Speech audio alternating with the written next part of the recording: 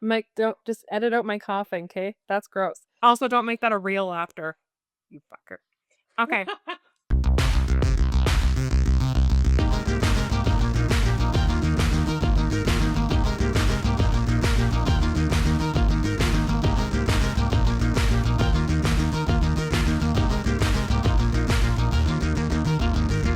Hi everyone, I'm Cade, And I'm Kit, and we're real people. doing real reviews. And today we are going to be reviewing the Calgary Underground Film Festival that just ended.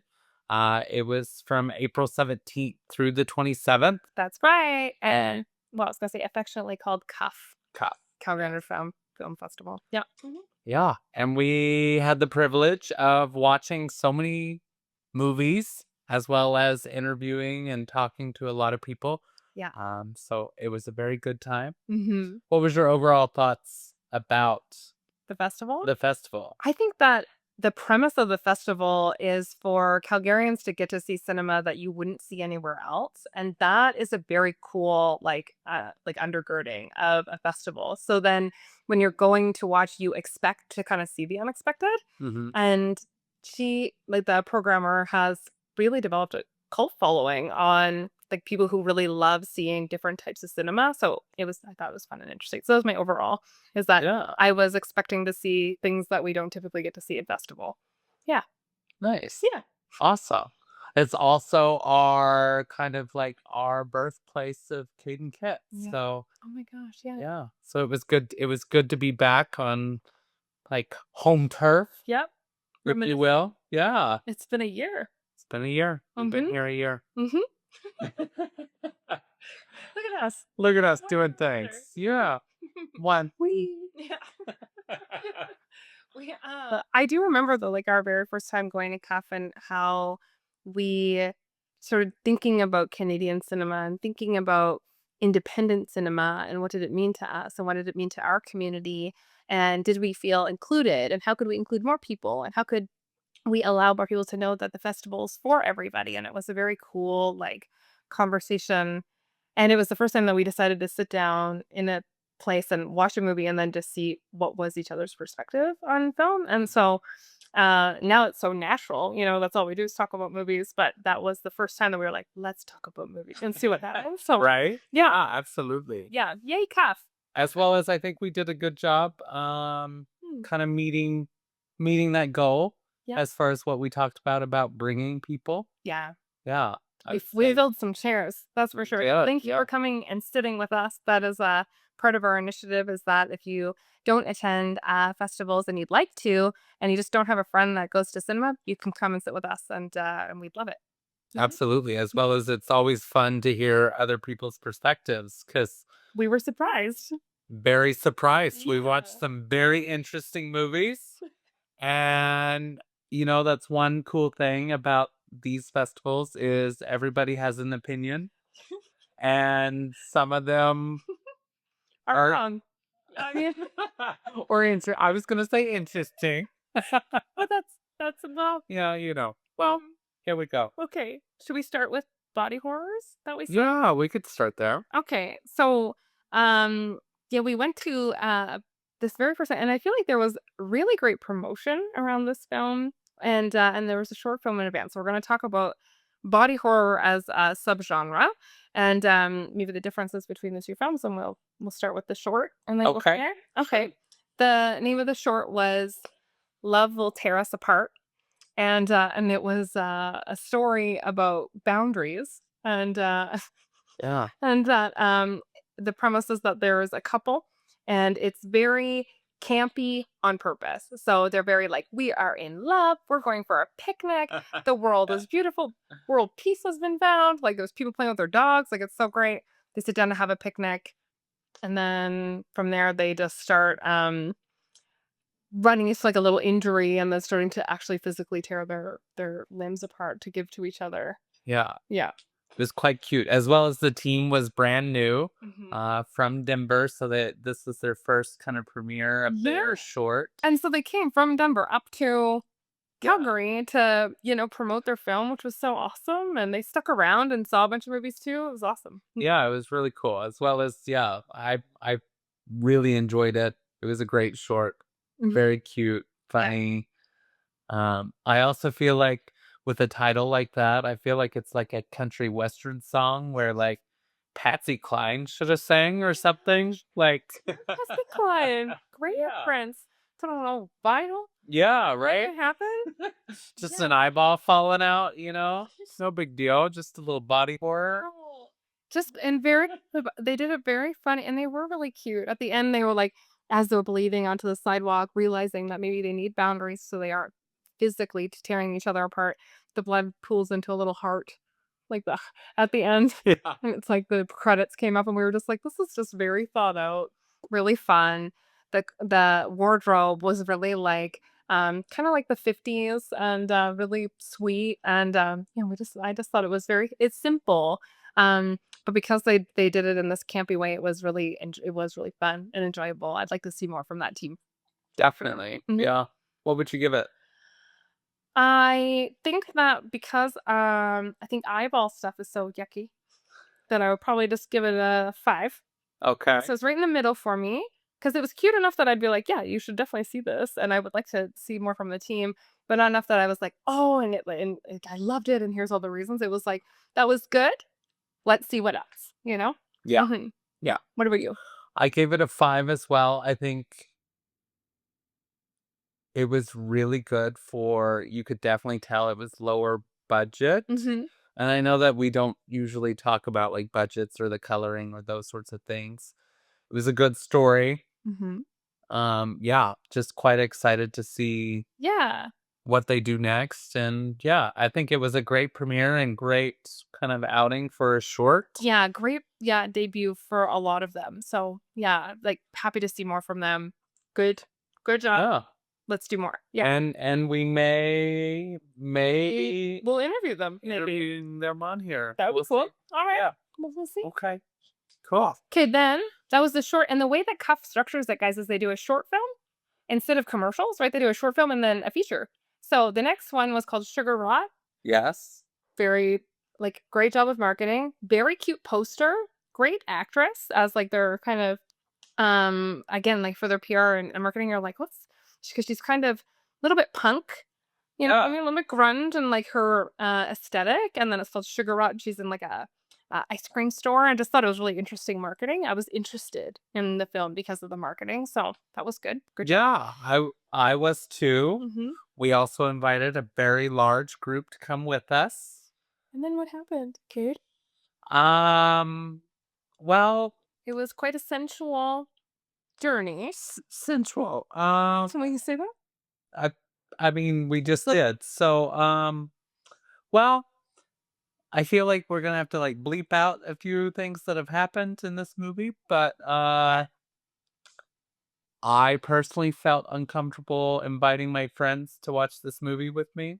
I keep looking at you because I don't want to look at the camera because I'm like feel like I'm gonna turn red Like thinking about that movie. there is a lot of very explicit bedroom and intimacy scenes, and they did not really hold back on how close you were to the full body being shown, and which is why Kate is blushing. So that was And by close, if we were there, we may have pink eye. yeah, like just we were like, well, that happened. So We were like, yeah, the in the poor girl's booty hole. right where it was, didn't I say this too? I was like, top 5 things that Kit would never do is a camera pan from underneath the stomach to in and behind the body in a very small G-string on a large screen. Top 5 things that I would never do. Good to But know. massive kudos to this actress for her body confidence to do that type Yeah. of I mean, that's a very, very intimate, and so I was like, "That's a lot of vulnerability that she just put on a big screen." Yeah. Like, amazing. Yay, you. I would never. Great job, you. She looked great. It was just, we just saw everything. So Yes. the journey of this, Yeah. should we talk a little bit about the plot? So the Yeah. plot is there's a gal working at an ice cream shop, and there's a few gaps and question marks on if it's an ice cream shop slash strip club in the evening. Like, remember how we weren't quite Yeah, we sure? weren't really sure what was going on there. But so it's an ice cream shop. She's chatting with her girlfriend who's dating a plastic surgeon. Literally every time she comes in, she's got more stitches and things like that happening. She's like, just trying to be more beautiful. She's Mhm. talking about her um yeah, like talking about her boyfriend that she's or husband, boyfriend, also a gap. And that he's a plastic surgeon. That's what you need as Yeah. a man like that. And this girl is working at the ice cream shop. The ice cream man comes in to drop off new. There is RAPE because I think they have to be careful with that word on socials and things like that. But I'm not Oh, sure if yeah. podcasts do anything. But Well, there's an ice cream scene. yeah. Yep, So it's pretty quick. pretty quick there. I mean, there's a few of those kind of weird, kind of throughout. Mm-hmm. I think high level, Mm-hmm. the whole movie. I'm gonna give it a stab of not literal, but Mm-hmm. of kind of what they were. My interpretation of the plot Mm-hmm. was it was a movie based on this young female Mm-hmm. going through the world dealing with day-to-day issues with the other sex and how she has to be so many things to so many different people Mm-hmm. and dealing with that where she chose to cope with ice cream and sugary treats that then just kind of rotted her from the inside. Yes. Sounds very artsy if I do it that way. I mean, that it is.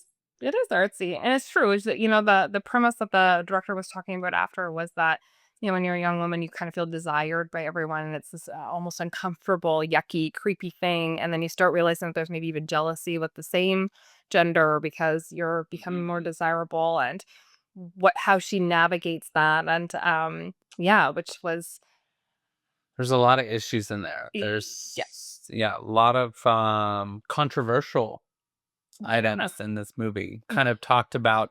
And yeah, one of our friends actually liked it because they said that it was more palatable because it was like playful with like the candy and the rotting from the inside. Which they showed that through, like, frosting and, like, gummy bears and, like, candy coming off of her skin and cotton candy coming out of her downstairs and things like that, and so, as she's rotting from the inside out, it's like this beautiful, Yeah. sugary, fluffy, like, thing that people want, and so when she had experienced some of these things, they went through some topics like abortion and self-abortion and, which you would think would be a gore scene, but because it's like cotton candy and ice cream and frosting, you're like, "Oh, interesting Yeah. concept," and you're kind of exploring how she'd feel that way and mhm, Yeah. mhm, I think really then like maybe the ending, if we make sense of the movie, mhm. is everyone used her up and she Rotted away. rotted away. Mhm. Like all the sweetness and then the niceness about her was gone. Yeah. Oh. So sad. Mhm. It definitely was not a tearjerker. Sorry. The other thing I guess for me that I struggled with in this movie was the sound wasn't aligned with It was their not mixed properly. yeah. It was strange volumes, so you could tell it was like a voiceover or an auto edit or wasn't an actual sound. But the whole movie was like that. So I felt like Yeah, it was bizarre. yeah. It felt like everything was shot on wilds, like outside of the wilds are like when you record something just into the microphone that you like hope to place on a movie after. It felt like the whole movie was like that. It was a big turnoff for us because we were like, what is happening with the sound? And Yeah. you can have a beautiful movie, but if the sound is weird, We're very auditory people. So so that was a massive turnoff for us. Unfortunately, yeah, it was. as much as there was so many turn-ons in the movie. Sure. Yeah. Yeah, I mean, I mean, it would definitely not be a date night movie to watch. Nope. I would not take a girl that you're interested in or boy. or boy Oh, to this movie. oh my gosh, it's true. When I think of it, I do get kind of like flushed. Yeah. That's Mhm. Bravo for exploring taboo subject matter. Yeah. Bravo for an interesting take on, like, gore basically, and making it something that was kind of equally as yucky, but using things that were like colorful and pretty. Interesting take. Yeah. I'll give 1.5 out of 10 because of those points. Other than that, it was not for me. Yeah. I gave it a 2. So right there with you. Hmm. Well, that was Sugar Rot. That was that. Yeah, those are the first two films that we watched at Calgary Underground Film Festival. Should we talk a little bit more about some of the other things that we saw? Yeah. Okay. We saw a really cool short film made by, and oh, don't quote me, but Mm. by a group based out of Toronto, maybe. Oh, Mm. now I'm gonna be talking out of my butt Oh no. thinking about the last movie. No, Um, maybe. but it's a anti-ageism group, older Oh my gosh, group yeah. made this short film called The Rug, Yeah. and it's about basically this Senior woman. senior woman living in this home, and she's walking back to her house like after running errands. And as you do in the city, you see like people lining up or giving away like free stuff on the side of the road. Yeah. And so she sees this rug and she's like, should I? Which is kind of comical because like you see that emotion and then she does pick up the rug and brings it home. She was like, Yeah. she rolls it out. She's like, nice. Like talking to herself. Yeah. It was so cute. The actress was great. Yeah, she was really good. But it was kind of funny because she was sweeping and someone knocked at the door, Mm-hmm. and so she swept like the rubbish. Mm-hmm. I feel like that's a very British word, rubbish. But it was kind of rubbish because it was like Yeah, the there paper. and like it was very on purpose. She had to sweep up and showcase that when they put it under the rug. Yeah, it like disappeared, The rug started like eating it. eating Yeah. what's ever under it. What a great rug, right? So then the person at the door was like the rent collector. Yes. Yes. Was that the first one? I feel like it was, yeah. And he was like, "Hey, rent's due," and blah blah blah. And she's like, it's in the kitchen and the cookie tin." And there's like 1,300 cookie tins. Yeah. Or he forces his way in it. Yeah. He wants Something. to look at the place or do something. Yeah. But anyway, she ends up killing him. Hmm. And she doesn't know what to do with the body, but then she notices that the rubbish is gone underneath the rug. So it's like this kind of comical moment where she like then puts the body underneath the rug and you see like literally it's like not hiding at all. And then like overnight the body just disappears and it's quite funny cuz like some of his limbs are hanging out. So she has to like, oh, get the hand in. Yeah, and then she puts them in next and then he disappears. But the story and what we're talking about like less than 30 minutes. Like this is I like think it's like a 15-minute movie. a Yeah. very short film. So it basically the rug um gets hungrier. I would say hungrier because I think of oh, what is that movie? Feed Me, Mr. Seymour. You know what I mean? Like the alien plant that drinks the blood and then it like gets so much blood that then it tries to take over. Oh, Kind of the same thing with this rug where the rug like it's like that was great. starts coming after her Mm-hmm. because it wants more. And so she's then scared upstairs. A police officer comes. She Puts him under the rug. puts him under the rug as well. So Yeah. it was a very cute, very short Yeah. movie that I could foresee it being a feature film. It could be something I'd love to see it. Like, yeah, with like where like her little girlfriends come over for tea and like knitting and like they really leaned into like the senior side of her and like just really cute. So, Yeah. we both thought we was like that's clever. We just thought it was clever. Sound was great. Sets were great. Actress was Good great. story. Good story. Made sense. Would like to see more from it. What did you end up rating it? I give it a 6. You did. Yeah, you really liked it. I did because I mean, unlike the other short, I think it was a good story as well as it was like more put together. Mm-hmm. That not taking anything away from everything else, but I think it was a Production value. production value. It was a high quality, like, I would probably watch that every day Yeah. kind of thing. You know what I mean? Like, it was just that good. It was that funny that, Yeah. yeah, I wanted to see more. So it left me wanting to see more. So I gave it a 6. I gave it a little bump up. Hmm. What'd you give it? I think I gave it a scooch under the other one, 4.5. Because I think I felt that, yes, I agree with you, shot really beautifully, everything was great.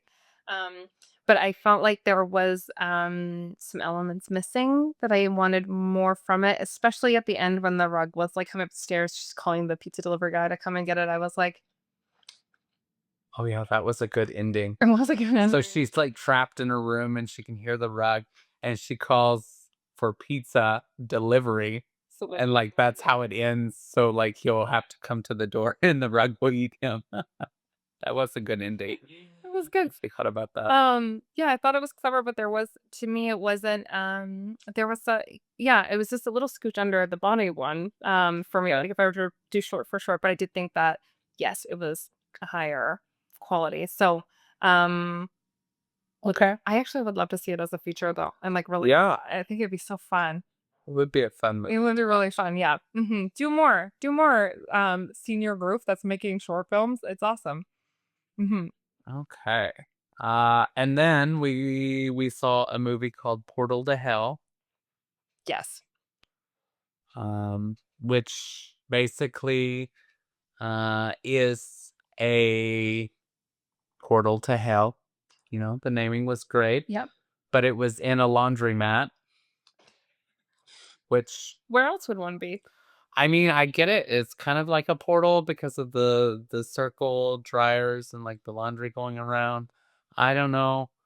I was like, I wonder if someone like was doing their laundry one day and was like, you know what? That may be a portal to another dimension. Let's make it hell. Yeah. Yes. So it's this guy obviously he's going to do his laundry. Um a demon comes out, says, "Give me 3 people, I'll close the portal." Mm-hmm. He's like, "No." Then the bad guy comes. He gets sucked into the portal. Then they're like, "Why not have 2 more?" So they give him 2 more. Plus, he likes this person who like works there and it's like buddies with. So I think he's trying to help his buddy out. Yeah, help the buddy that lives and works at the laundromat. Yeah. Yeah. And I do a deep sigh because I'm remembering that it was a wonderful beginning, but the middle kind of slowed a little bit, and it almost was a Cade Nap approved. K Nap approved movie. I think In the middle. I saved you. I was like, hey, you need food. You need to keep Yeah. it together here. So, The snacks were great at Cup. oh, yeah.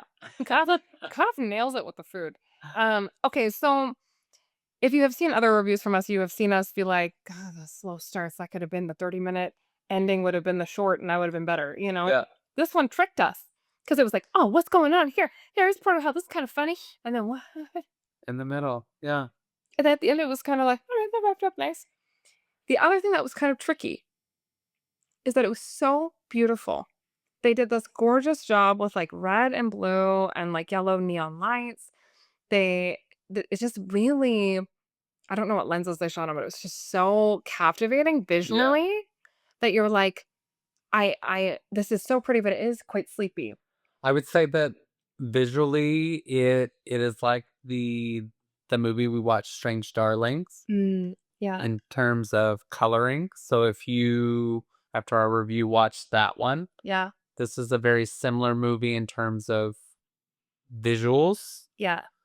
But you may or you might want to take a nap in the middle. What did you end up rating this one? Do you remember? I have some notes here on the side because we watched so many. Mm-hmm. I rated it a 5. Yep. Just Good, but needed the middle. yeah, I thought, well, from what I remember, the middle is a little hazy. I think the story was good. I think.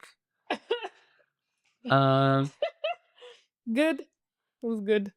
Also, I would say, like, it was a clever story. I don't know, I can't think of another movie story-wise that was similar to, Mhm. Yeah. right? I would have liked it if it was I think we talked about this where it was like there were parts of it that were a little bit campy and there's parts that were played quite straight. Yeah, And we were like, I think it would be better it'd be funnier if it was like leaned into even more because they started leaning into it in the beginning, which is when it was really interesting, where they're like, "Hey Brian, what do you think that is coming out of the dryer?" And he's like, "That's a portal to hell." And he just like keeps going. And he like that's true, that and is I was funny. like, It was a little campy, kind of like, yeah. "Oh, we know it's there." Yeah, I saw it earlier. I'm gonna go grab a soda, you know. And I thought the movie would be like that, but there was just moments, and I was like, I think I'd like it more like that. I do a 4.5 on that one too. Okay. Yeah. Nice. Okay. So we're gonna talk about Shadow of God, right? That's what it was called. Shadow of God. So from a writer, director, producer, very that's native to Calgary, native to Alberta, well-known genre producer, and he Yes. produces other genre too. His name is Michael Peterson, right? His Yes. last name? Yeah, really great. We get to do an interview with him on the red carpet. We'll send some clips of that Yes. later as well. I did write a quote from his intro Oh, to us watching the movie. okay. Ready? He says, "In memory of the Pope, we would like to dedicate this film to him." And then he goes on to say, "It's unknowable, so fuck it." Yep. If it's unknowable, then you can just design it how you want to. Yes. But he bleeped it. He did a little bleep.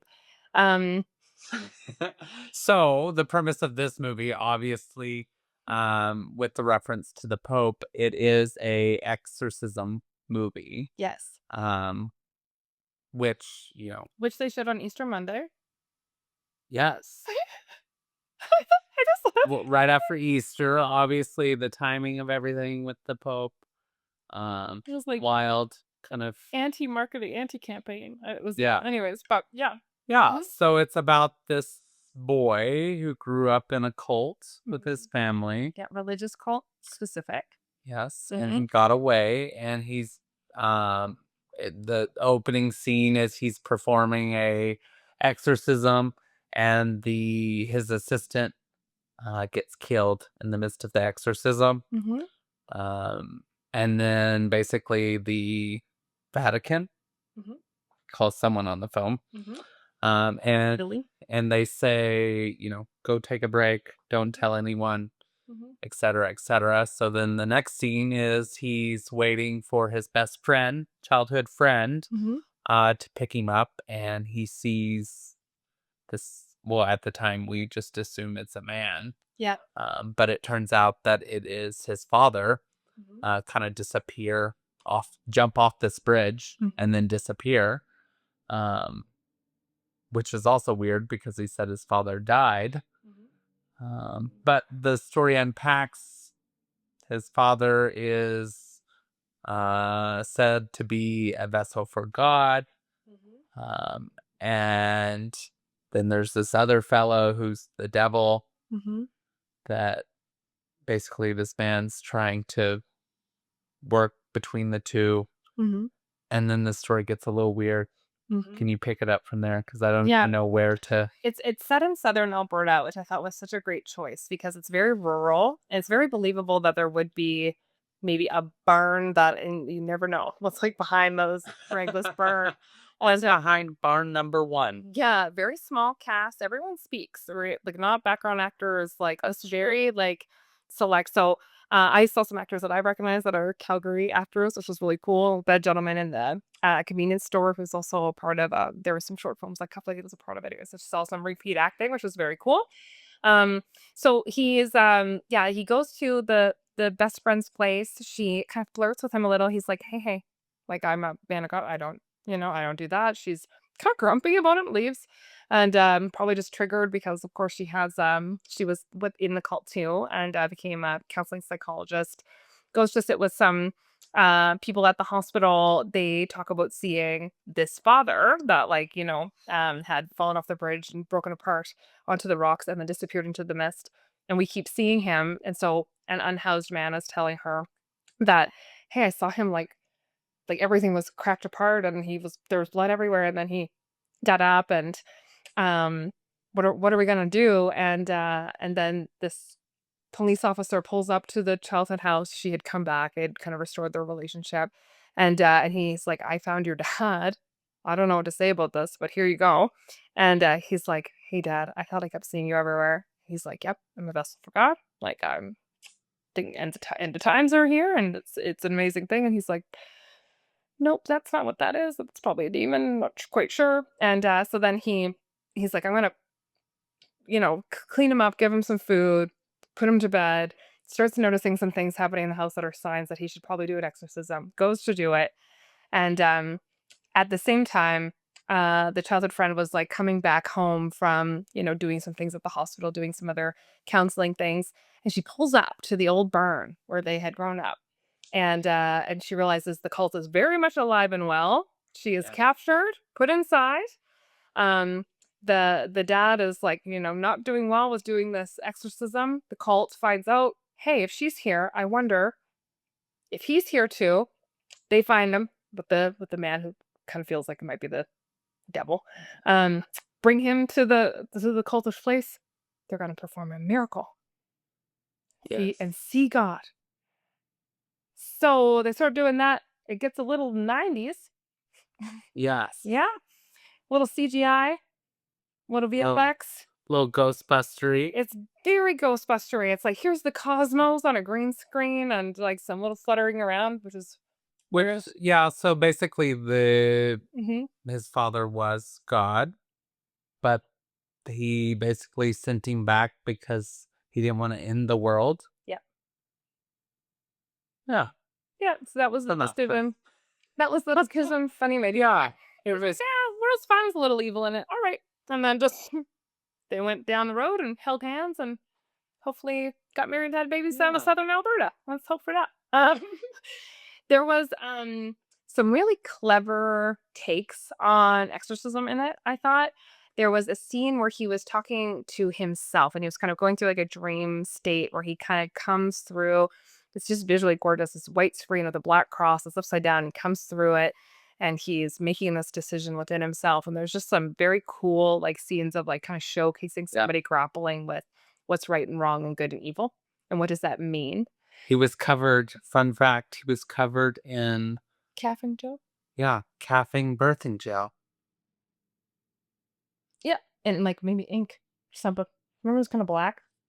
No, that would be the gel. Oh, It is that color. I didn't know there. Now, thank you, Texas. I didn't know. So, You're welcome.